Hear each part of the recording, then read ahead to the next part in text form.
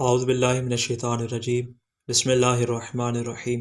جس طرح دین مبین اسلام نے رفع حاجت کے اوقات اور مقامات بیان کیے ہیں، اسی طرح کچھ ایسے اطراف اور کچھ ایسی سمتیں ہیں کہ جس کی جانب رخ کر کے انسان کو بول و براز اور رفع حاجت نہیں کرنی چاہیے۔ انشاءاللہ ان مقامات کو آپ کے سامنے بیان کرتے ہیں۔ پہلا، رو بقبلہ یا پشت بقبلہ۔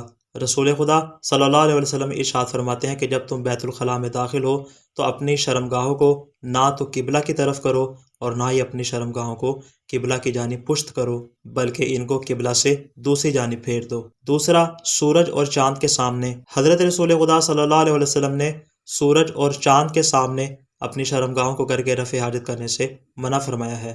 البتہ یہ ممنوعیت تقدیس اور احترام کی خاطر نہیں ہے، بلکہ انسان کو ضرر سے محفوظ رکھنے اور اسے بچانے کے لیے ہے۔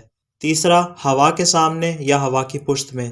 حدیث میں ہے کہ مولا امام حسن علیہ السلام سے پوچھا گیا کہ مولا رفع حاجت کی حد کیا ہے، تو آپ نے ارشاد فرمایا کہ نہ قبلہ کی طرف رخ کرو اور نہ قبلہ کی طرف پشت کرو، اسی طرح نہ ہوا کی طرف رخ کرو اور نہ ہی ہوا کی طرف پشت کرو۔ دعائے خالق دو عالم سے کہ وہ ہمیں ہر قسم کی بیماری سے محفوظ فرمائے۔ والسلام علیکم ورحمۃ اللہ وبرکاتہ۔